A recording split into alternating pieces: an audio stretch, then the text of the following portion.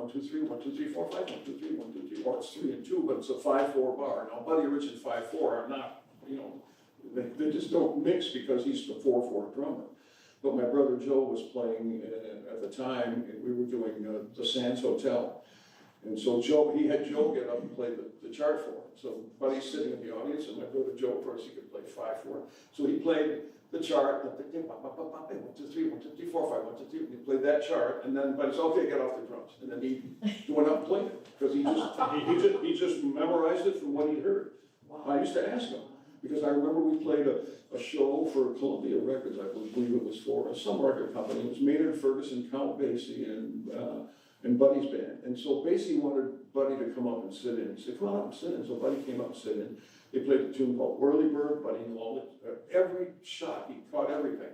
Every chart, he played perfectly. So I asked him, I said, how do you know that stuff? He goes, "I just know if I've heard it before, I know it." I said, "What happens if you don't know it?" He said, "Well, if you watch me play, I'm always, if you will see the pictures, I'm always this way looking at the lead trumpet player. And if the lead trumpet player goes, takes a big breath, I notice a figure coming up." He said, "I never look at the saxophones. I look at maybe trombone or trumpet, and I wait to see what he's going to do, where he's breathing." And he goes, "I can usually psych out what the figure is within a couple of seconds." It was a tremendous mind. And I think also what excites me too is the sound of the kit, the way his kit was tuned. And he never practiced, never had a set of drums at home. He would just come in, he would sit down and go, and just do a little roll like that, and that was it. And never. But somebody set it up. Yeah, we used to have we used to call them a band boy, but now they're called roadies, right? So the guy would set it up, he would be the roadie, he would set up the drums for Buddy, and then Buddy would get in, and everything had to be just right. Just like Elvin's band, his wife Keiko set up the drums. She was the one who did all, yeah, exactly. And she tuned them, or tensioned the drums too. Yeah, those two were phenomenal, and two different styles of drummers are two great drummers. Yeah, that I would think. You always think about things like if you're sitting. I love classical music, and I always picture like a Martha Argerich or one of them sitting in the middle of the symphony and playing with this incredible sound around you and musicianship, and it must be like you die and go to heaven. The same thing you're playing with a Buddy Rich, and you get used to that. And then you go out and you get a weekend gig somewhere else, and the drummer's like, "Oh my God, it's not Buddy Rich." When the first night I sat there, I said, "Whoa, what is this?" Like even sitting down on that level. And jazz, playing with the Toronto Symphony was one of my pleasures too. And when you the first time I ever did it, because saxophone is usually somewhere in the middle of all of this percussion behind you, and all of a sudden you hear this, sound around you, which you have never heard at that point. You may have been in the audience, but it's a whole different thing when you're sitting in the band. Are we going to play something here? Sure. What do you want to play? It just all sorts of stuff keeps popping up here. Well, I think I play on this one. Okay. I think, yeah, I do. Okay.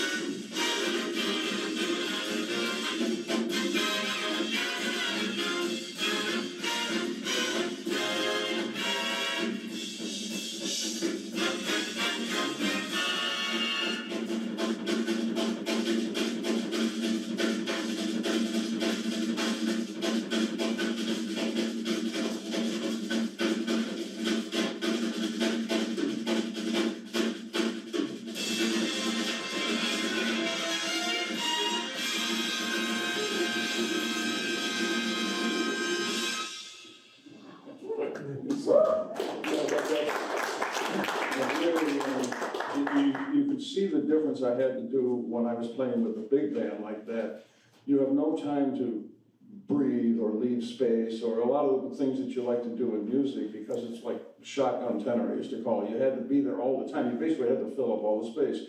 Then you go with a band like Elvin Jones's right after that, where the tunes last 15 minutes sometimes, and you have to stretch, and you have to leave space and let the rhythm section come into your playing and leave holes so that the group, and it's more of a different situation. So I had to relearn what I had learned previously when I was a small group player, and then I went on a big band for about 7 years, and then when I went with Elvin Jones's band, I had totally flipped my head around again to go back to thinking about those musical, ideas, space, dynamics, because a lot of big band stuff, especially Buddy's big band, that's really on top. That thing is so up on the top of the beat. I mean, it feels like it's rushing almost. For me, I can feel it. I can't play that anymore. I don't even play that fast anymore. By the way, that anybody reckon? Probably wouldn't. But that's just summertime. Summertime. It's just the changes of summertime. It's really up tempo. It's called Time Check. Don Menza wrote that chart. I wonder who wrote that chart. Yeah, Don Menza. But he would set the drums up above you, right? Yeah, everything was he was. He played, so because he could, he could basically, from the tower in the castle, he could kind of see all the serfs down there. But somebody else was conducting. Nobody conducted. There was no conducting. There was just there were cutoffs. Sometimes the alto player would stand up and or he would just do a cutoff. Yeah. But most of the time we kind of just. Would he start the songs or what? He would just start. Sometimes he would just start playing a thing, and we'd all go. 86, because we knew what it was, time check, and we'd have to go and figure out what we could do just by what he started to play. And then every once in a while, he'd call a title, and we'd scramble for it. He had nothing planned, there was no chart, I'm gonna play this and this and this. He read the audience. He would look at the audience and feel, this is what they need right about now.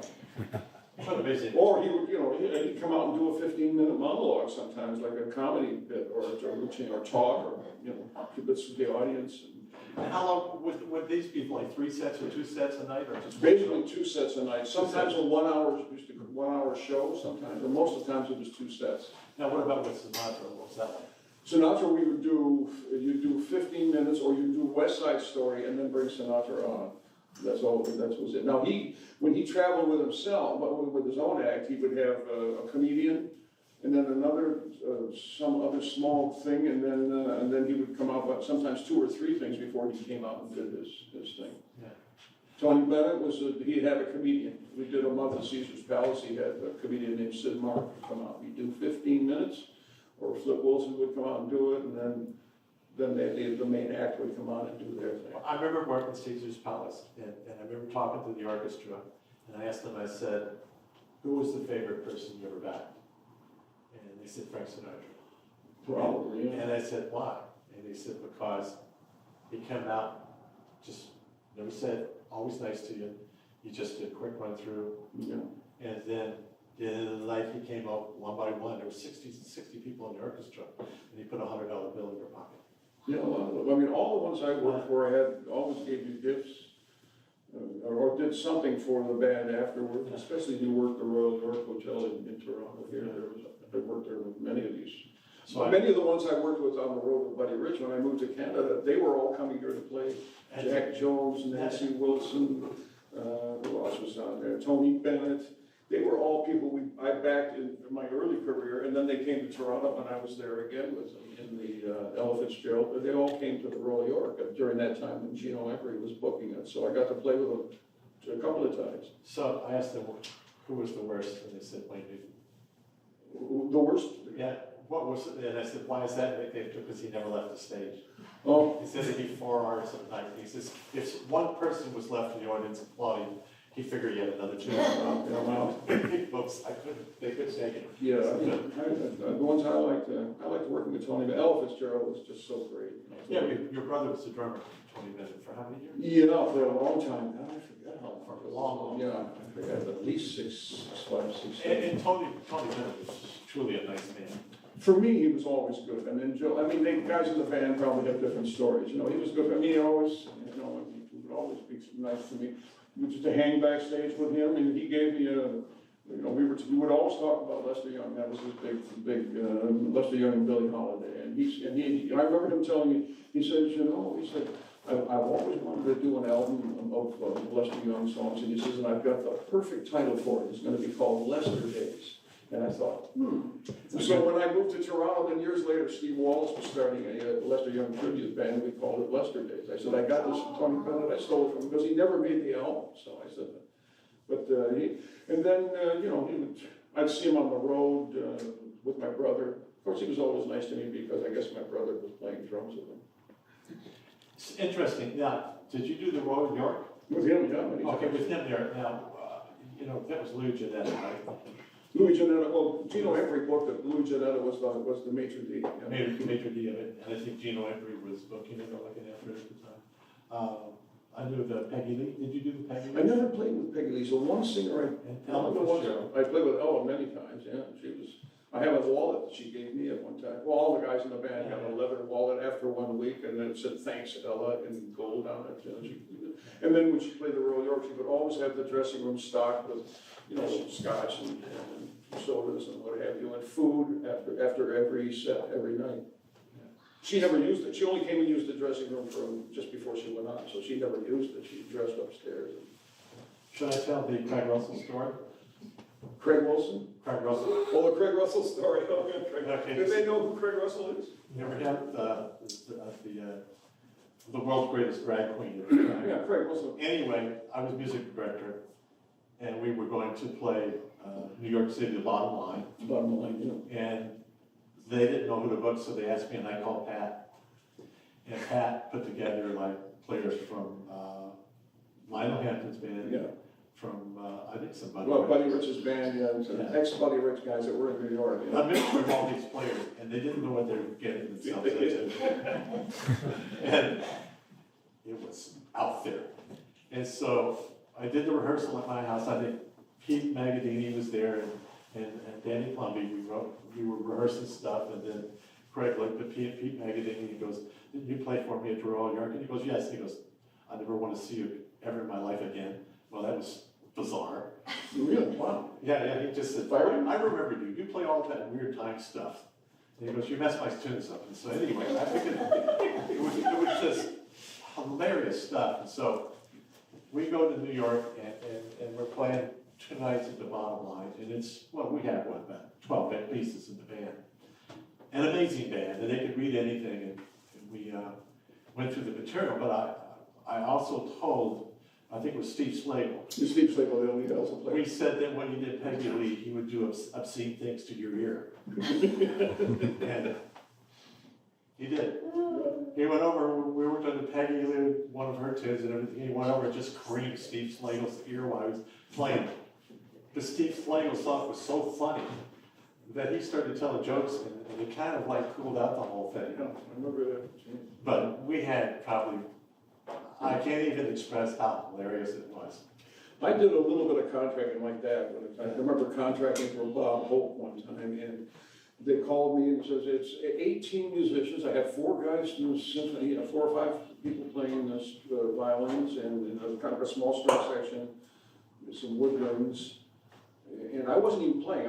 They wanted me to contract it. So I think it was 18 people or whatever it was. It was Bob Hope and his wife, Dolores, I think was her name. Anyway. I think you're right. And so they had an act together. He would come out and do his, but we get to the rehearsal, and I'm dealing with the office, and they say you have to hire 18 musicians, and I did all of that. I did the contract through the union. I hate these things, the paperwork, and then we get to the gig, and there's no music stands. And they said, well, doesn't each musician have their own music stand? I said, no. I said, but that's not part of the contract. I said, that's part of the staging crew. And luckily I had a friend who ran a music store on Avenue Road. I can't remember what that store was called. I called him up. I said, do you have 18 men has the stands? He said, yeah, I can get them over to you. He got the stands over. But these people were going to do a Bob Hope show with no music stands. Oh, that's too good. I want to ask you about, the Elvin Jones was great. That period with you and Elvin Jones, but I just want to get to the teaching thing, because somewhere along the line, I remember I'd be talking to you and say, well, I'm off the road now for a while, but Elvin's not playing right now, and I can teach a bit. And then it seemed like the more advanced that Elvin got, the more you started teaching more, and you decided not to do the road Yeah, well, I never taught, when I moved to Canada in '74, I did not know anything about teaching. I had helped some high school kids when I was in high school with the clarinet, but I never thought about teaching at all. And so I moved to Toronto. I was with Yamaha Instruments at the time, and they had a music festival going on, and I did that. And I came in June, and around September, the head of Yamaha called me and said, we have this young student who's really good, and we brought him to Humber. He's going to Humber College on a Yamaha scholarship. His name is Vern Dorge. So Vern Dorge is a young alto player. He's not young anymore, but he was my very first student. I said, well, I'd never taught before, but have him come to the house. And he came to my house, and he'd come in the mornings, and we'd be there all morning from 10 to like 1 o'clock, and I charged him $20. And what I would do is I said, well, play for me, and let me hear how you play. And from what I had to go through to get where I was at that point, if I heard somebody play, I could tell exactly what they needed to work on. That's how I taught. I just said, well, have you ever done this? And I just write it out for them. I said, you need to work on this. And if it was sound, I would have to have them work with sound, because I studied with Joe Allard in New York. I studied with Joe Viola. So the embouchure and the technique of the instrument was not a problem. But the improvisation thing is what a lot of them wanted to know. So I would have them play along records, and I say, you're missing, like you have no chromatic embellishment, you're playing diatonically. You have no upper and lower neighbor tones. You don't know how to resolve the bop scales or the classic scales that have passing tones in them. But the problem is we deal with scales that are stupid because they have 7 notes in them, and yet we're playing a music that is usually divisible by 2 or 4, and there's 1 note missing. And so the classical players figured that out long ago. A dominant 7 chord would have a B natural passing between the C and the B flat. Or you think of the great lines, ba, ba, ba, ba, ba, ba, ba, ba, ba. That's a scale that has 8 notes in it. So the 8-note scales were something that I gave them. I had studied with Joe Henderson in New York, so those was something I just patched on. Oh, okay, so each one of these persons filled something in for you. Yeah. Each one of these instructors. Yeah, I studied with Joe for almost a year, Joe Henderson. Of course, I studied with Joe Viola in Berkeley, and I had that technique. But even on the road, I was taking lessons when I was a professional musician. If I knew somebody who had something, Joe Allard was a great embouchure, technician. And so I studied with him, and he used to go to, he was teaching in Carnegie Hall. They used to have studios upstairs. I'd go there and take lessons with him when I was on the road. So then I would hear these students play, and that's how I taught. And then eventually I worked it into a format and had lesson plans and all that thing figured out. You just kept scraps of paper. Yes, and now I've got it all bound into when I retired, I took every one of my notes and bound them into a book like that. Yeah. They're gonna have it on my phone in a PDF, so if people need something, I send it out. That's how I started with Jamie Aebersold. Oh, yeah, Jamie. Me and my brother were his first students. And so he would sit down and he just began, we actually went to his graduation. And in the university, Indiana University, went up with him in the old Volvo, him and Sarah. And he graduated, comes back, and he starts teaching. It was like, okay, write something out on a scrap piece of paper, on a piece of manuscript, or you go home and work on it. And then he'd call you and say, bring that paper back. I forgot what I wrote down on there. Oh, yeah, you need to. Yeah, and then he would make it, then it ended up in books. For those of you who don't know, Jamie Aebersold still is a great educator in the States, and he's kind of the one that, even though there were play-along records before him, where you put the recording on, it was just basically a backing track. He made a complete industry out of this in the jazz area. He has over 100 different CDs, and a lot of them are specific to certain artists, like he'll have the Duke Ellington play along, the Bossa Nova play along, the Miles Davis, the Charlie Parker, the Stan Getz. He has all these different play along recordings, which are really, I used to use them at Humber College when I taught. Yeah, because that was like, I think before there was the Ozzy, I forget who it was, the drummer that had to play along. I remember when we were kids, we first got our first play along, and I remember those. I still have them, yeah. But I forget what they were called at the time. But I remember when Jamie... Music Minus One. Music Minus One. Yeah, that's what it was. Then Jamie, when he started doing it, I remember he called me up and he goes, we're going to get vinyl press. Yeah, a vinyl, And so where did he get it pressed? King in Cincinnati, where James Brown was records. Oh, yeah, the record, Yeah, so they had a pressing plant there, he did his first records there and stuff, Yeah. so it was a great career start. So education, education, education, how did you balance that then with playing live? Well, because when I first started teaching at Humber, I was what they call adjunct, I guess now, and so I only had part-time students, I had maybe 5 or 6 students, and so I could have managed to teach the private lessons. I was only doing private lessons, occasionally maybe an ensemble, but most of the times I would go out in the summer, and then, then in '87, they offered me the full-time job, so I stopped going on the road, except, Elvin Jones's last 2 years of his life, I took a sabbatical and a reduced workload to go out a year and a half with him, just for his last, and then he finally passed away. So I did his 75th birthday tour, and then he started to decline, and I went back to teaching. And so I did, they would allow me, sometimes they would allow me to go. If I said, look, he called me, he's in a pickle, they call me up and say, look, can you go to Brazil Thursday for a week? Our trumpet player, took a cab somewhere, and he's not coming back. I would have to run to the embassy to get a visa to go to Brazil. And then I'd ask the school, look, can I get away and send somebody, he's in trouble and needs somebody down in Sao Paulo. So I would do those things. And then you decided to do on the side your own recordings. Yeah, I started doing my own recordings with Gene Perla, the bassist with Elvin Jones. He recorded my very first LP, and then I recorded with Just in Time Records in Montreal, and then I recorded with your label, right? Yeah. And we won a Juno with your Yeah. label, for the album Deep in a Dream.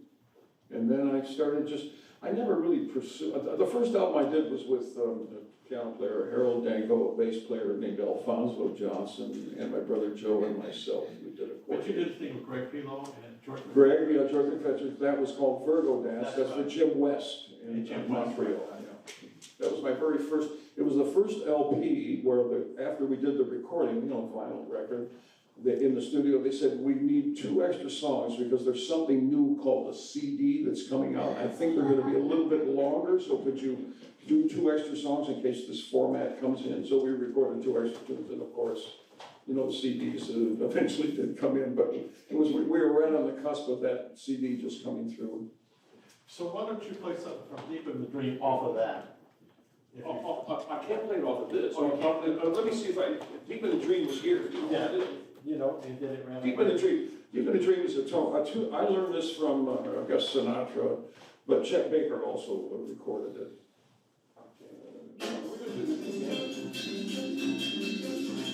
We're not going to do that again. I'll let you mess with Let me see if I can find it. Brought to you by. Anybody want to get a drink or Or something? if you have, anybody have a question, by the way? I don't know if you're allowing them to make. Well, while you did that, do you have any questions or anything you'd like to ask or any thoughts? Yeah, go I ahead. just have a comment. How do you feel like when you're sitting there and you're listening to this music? What does that bring to you? Besides all the memories and stuff? My own music? Yeah. Oh, yeah, well, I can kind of put myself in where I was at the time of the recording. That one there, that one frantic one, was we were at the Tropicana Hotel in Las Vegas before they tore it down. And I remember there was comedians that would come on and they would, because all these people lived in Las Vegas, they would just show up on Buddy Rich's jobs and start doing, Buddy would call them up on the stage and they'd do 15 minutes. I remember that night, Shecky Green, I don't know if you know this guy, the comedian, he came up and did about 20 minutes, and couldn't get him off and he was drunk. A super real well. Yeah, see, but that's when I hear them back, I can kind of put myself back into that framework. Yeah, it was, I remember it's years and years ago. I'm surprised that I can still, remember all of this stuff. I was just saying tonight, I used to have a photographic memory, but I ran out of film.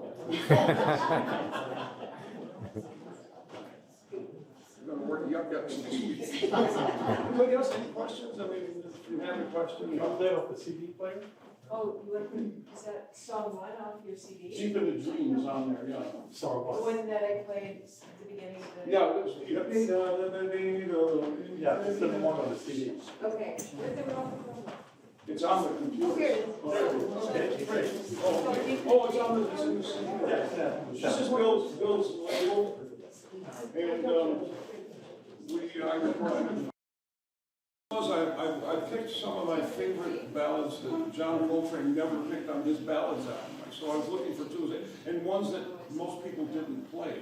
Now, Deep in a Dream is a standard tune. There's some other wacky ones there that are great standard tune material, but not overly done. Why Try to Change Me Now is on there. Don Thompson picked As Long As I'm Dreaming, which was an old Bing Crosby tune. They're all great standards, but it's all ballads. My mother used to say, I love your album because it puts my cat to sleep. It serves many purposes, this record. Nice background. You got a pet you want to knock out? Get this album. Question here, let me see. I'll have to go over. How often do you guys run through the tunes before hitting the record button, especially with that stuff like Aurora 74, which was, I think it's... I'm sorry, and how long? How long did you guys take to learn the charts when you before you hit record? Like how many takes? Well, Buddy would have these rehearsals. If we got to a location place, like for one, like we were staying at Caesar's Palace for a month, then all the writers would come in. I remember we were going to do an album with Ravi Shankar. You remember Ravi Shankar?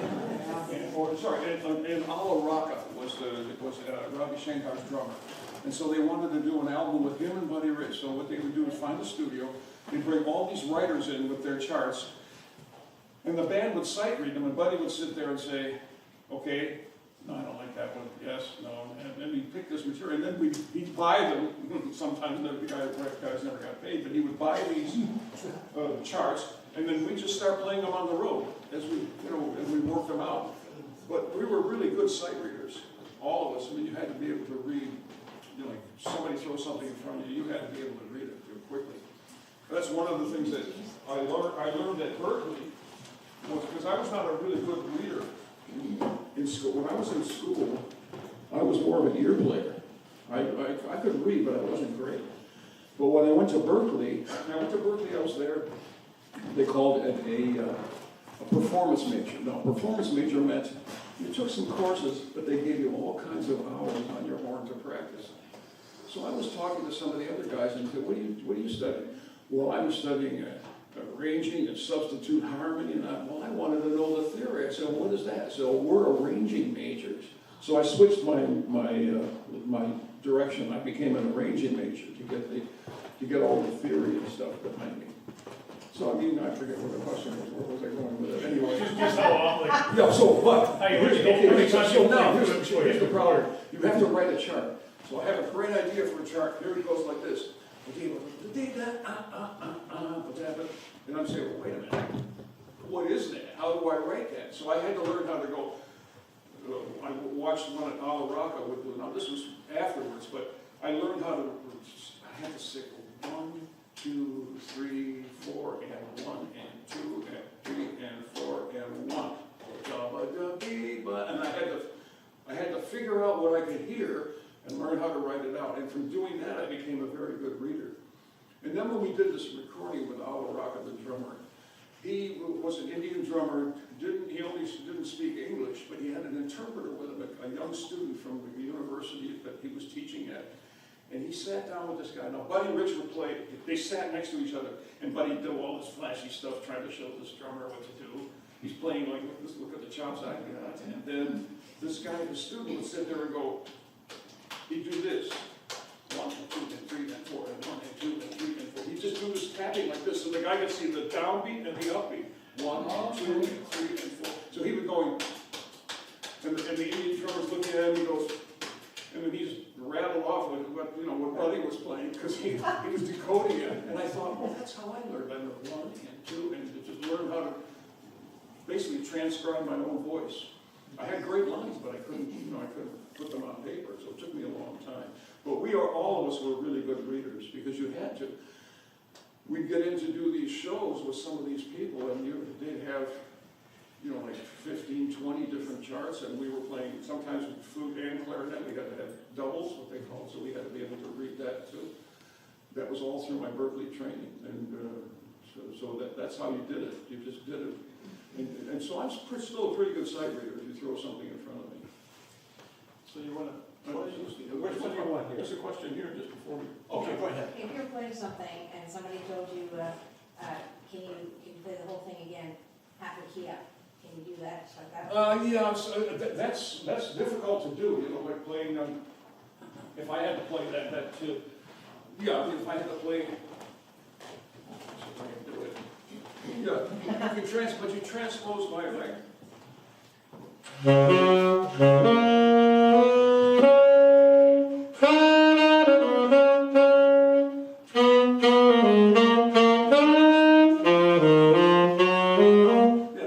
that's a half step up. Yeah, so I can do that, but I'm not that great at it. Half step up from what? You started with The what? original key was a G or F concert. Right?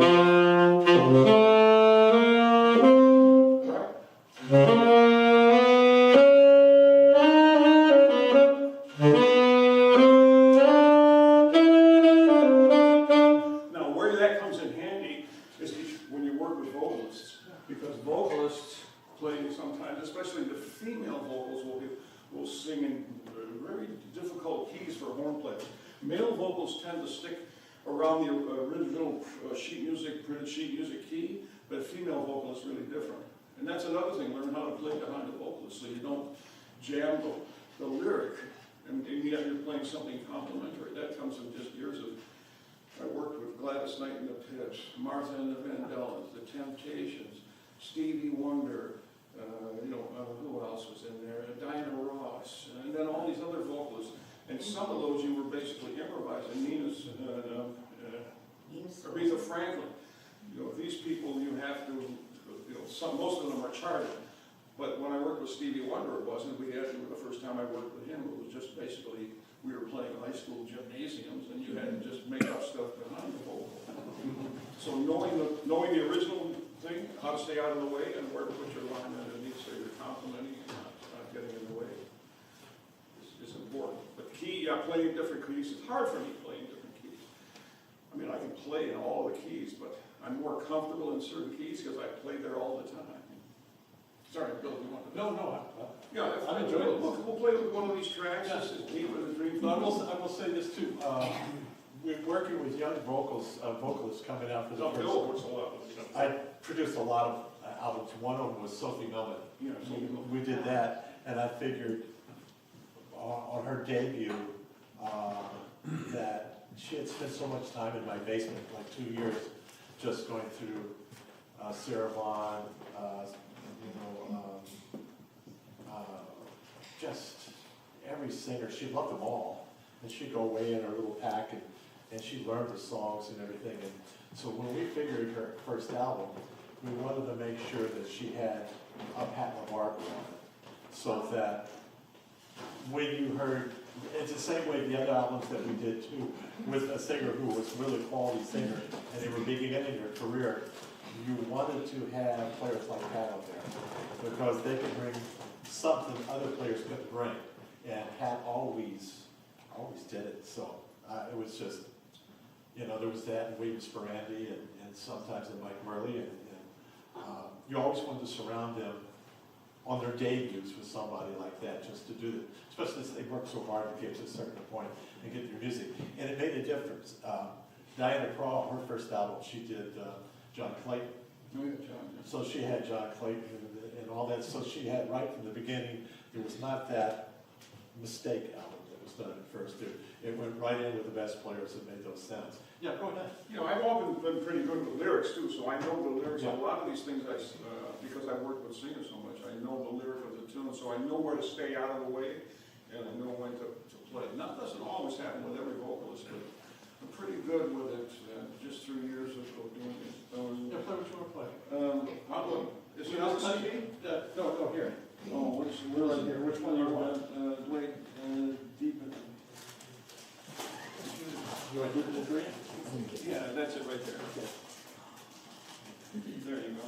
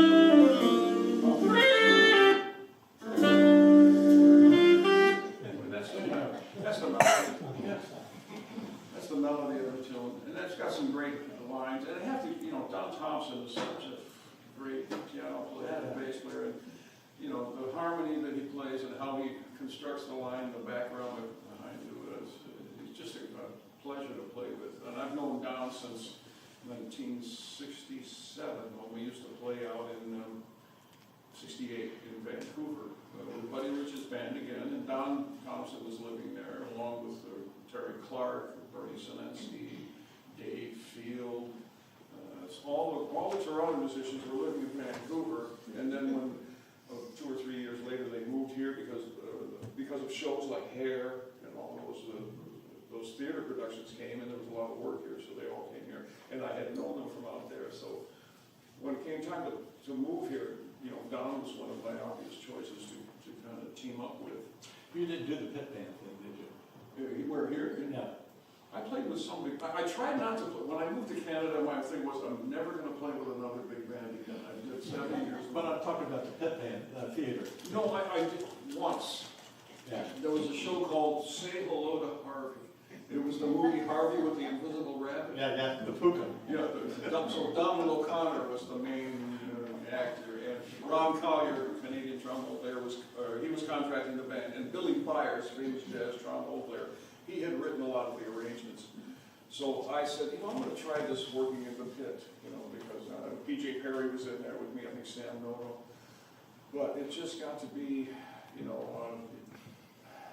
I can't do the same thing every night. I'm just not that kind of player. And the show it only ran like about a couple of weeks, maybe a month, and that was it. And it still was long. Yeah, and then I played some pit things with like Petula Clark, and I back shows, but only for a week. You do for a week, and then you move on.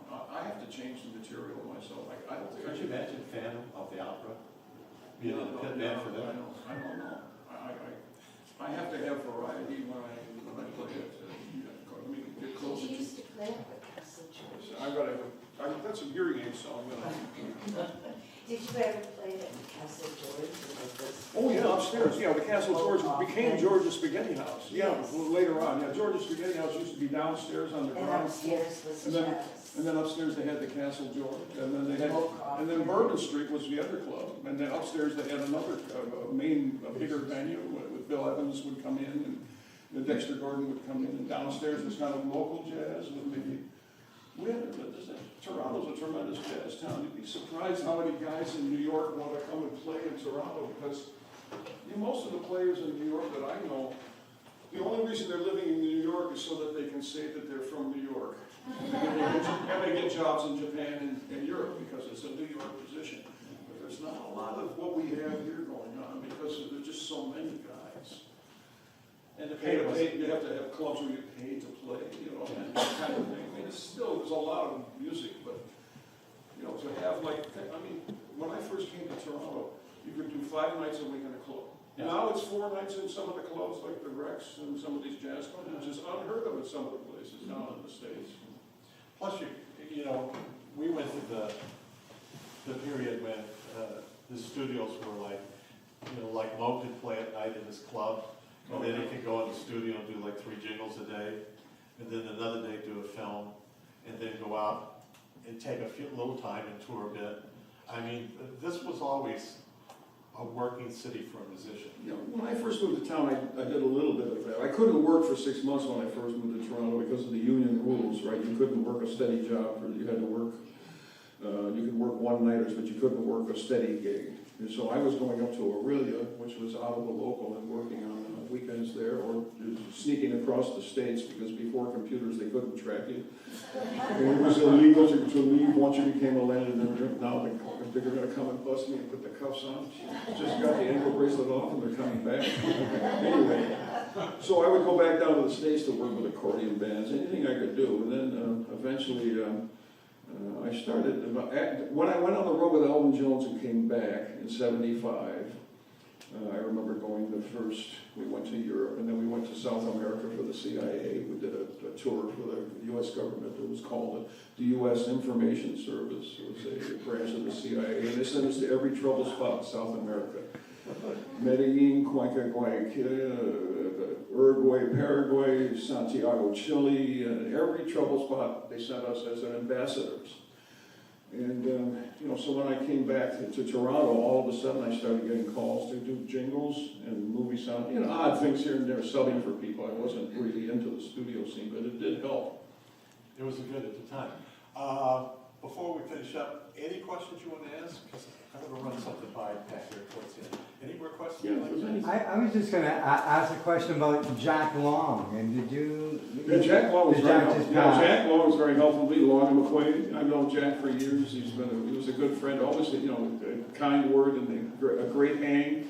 I did a cruise with Jack and his wife, with Guido Basso. We did some of these jazz cruises, and Jack would come out. And he was a fun guy to talk to. And a lot of people didn't really know that he was a jazz trumpet player before he started, everybody associates him with a music store, but he was an actual player. There's some nice videos of him, old CBC film. The CBC has such great stuff in that library. I wish we could get in there and take a look at it. The CBC, well, first of all, they did the only television show of Charlie Parker. It was done in Montreal. Keith White did it, Andre White's father. They did a thing where they had Bird come up from New York. They filmed him in a club in Montreal. And then they erased the tape for put some kids shows on the shelf, and they threw the video out. The audio still exists. They also have one of the only interviews with Clifford Brown somewhere in their catalogs or in their vaults in Montreal. But they should get some archivist in there who knows what's in there, or just can scout around and just start playing some of the tapes. There's some great stuff in that CBC player. Other questions?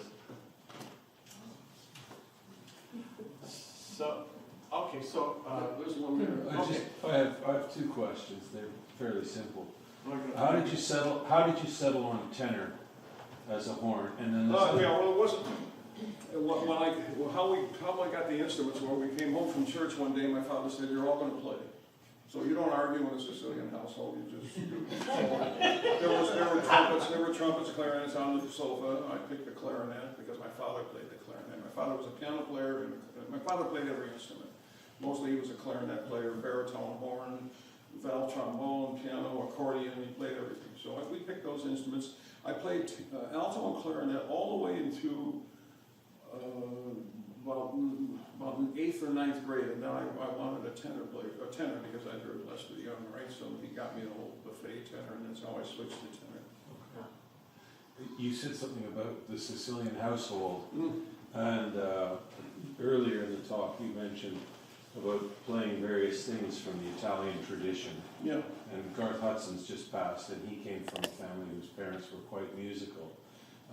And he was omnivorous and Catholic in his approach to the music that was around him when he was young. Has the tradition of Italian music stayed with you through your career? Oh, well, yeah, especially minor tonality. First of all, the Jewish tradition, the minor scale, and the Italian tradition, the minor scale. For me to play in minor is kind of one of my favorite things to do because of that.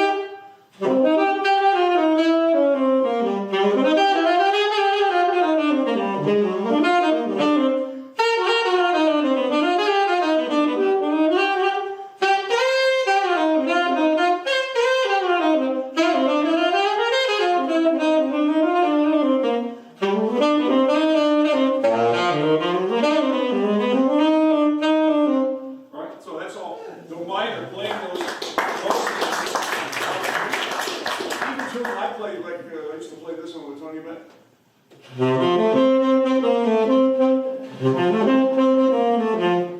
You know that song? Yeah. Well, if Stan Getz, because perfect for his personality. So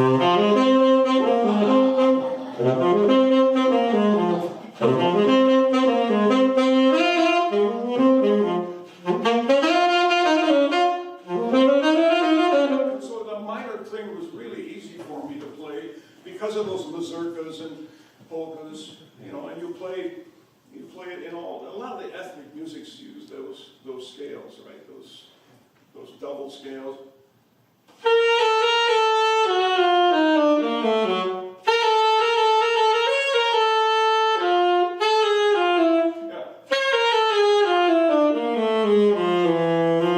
Double harmonic minor scales. That comes for me is very easy because of that early playing with my father's band. That was a thing called Travadazione, which is translated somewhere around work and sleep or something like that. But all those old things I played with my father, they adapted over to the jazz tradition. It's all stolen from classical. All the songs, they just stolen. I mean, take my hand, there's some strings, and you know, that's like Borodin, right? Polovetzian's Dance or something like that. But, all these old standard tunes. What's the other one now? Anyway, there's so many of them that borrow from that. Lover's Concerto. Yeah, plagiarize. Let no one else's work he plagiarize. Remember why the good Lord made your eyes, so don't shade your eyes, but plagiarize. But always remember to call it research. Now, that's not me, but that's when we learn the lyrics from Tom Lehrer. And did you know Tom Lehrer? Yeah. Tom Lehrer. Then I understood the pester, a young sister named Esther, and this mister to pester she tried. Oh, a pestering sister's a festering blister, you best had resistor say I. The sister persisted and risked the resistance. She kissed my loyalty slipped. When she said I could have her sister's cadaver must surely have turned in its script. So I learned these from when I was a kid. The lyrics just stuck with me from learning poems. So when I went to work with singers, it was pretty easy to do. Sorry, I got the phone talking to me. So anyway, it's just on my brain. So I wasn't great at stuff in school, but for some reason, lyrics, poems, those things stay with me. Everybody's got a certain talent for something, and that was probably my talent. So, how do you keep yourself so healthy and to be able to play this is amazing because this doesn't happen. Well, I mean, I don't know. I mean, I've always researched. I remember you used to eat a lot of trail mix. That's true. My brother Joe used to say, "That is beyond rice." Anyway, no, I mean, I was staying with Annie. You know Annie Ross, the singer Annie Ross? Okay, my wife and I were staying with Annie at Annie Ross's apartment, and we used to visit London at Ronnie Scott's, and we stayed with Annie one time. And we were talking to Annie, and she had just read this book by Dick Gregory, who was a comedian. Yeah. And he wrote a book called Cooking with Mother Nature. And Dick Gregory was a huge, obese man at the time. And then he got into fasting. And he started doing 40-day fasts and doing all that. So I started researching that, and I got into a guy named Paul Bragg. Nobody knows who Paul Bragg is. He was a life extension specialist. His whole theory was you should be able to live to 120, like the Bible says, I guess, and at 120 be able to function like you're 20. So I started researching that, and I started getting into fasting. I did that when I was on Buddy Rich's band. I started carrying my own food with me. Paul Bragg believed you should fast every night, every week from dinner, maybe Sunday to dinner Monday, and then every time the seasons changed, you fasted for 7 days. Well, I took it a little bit further. Was trying to do a 40-day fast, never got there. So I did that kind of stuff when I was younger. And eating, you know, I was a vegetarian for a long time, that stuff. Exercise, running, yoga, karate for years. Trail mix. Anyway, but what I found was, even though I have health problems now, that the time I spent in my 30s doing all of this sporadically was kind of like banking, like putting money in the bank for these years. Absolutely. So if I drop that tomorrow, don't. I worked with Terry Clark the other day, and we were trying to figure out some I don't know if this stuff's all being taped, I'm giving up all this information, but Terry he said, well, what do you mean we had a gig in June and now it's being changed to August? He goes, well, now I can't die in August because I'm booked. What about music therapy? Like just the music as Yeah, medicine? well, there's all kinds of, I do all kinds of wacky stuff. So I do buteco breathing, you know what that is? The retaining of the carbon dioxide and exchange of nitric oxide in the breath. I do that stuff. It's like really important to me. I do it. I studied, I took lessons in it, and I was doing it this morning. I do Wim Hof breathing and Wim Hof. I do it every morning too. Ice cold showers. I can't do that. Well, you too hot, and then as it's hot, you turn it to ice cold and stay there.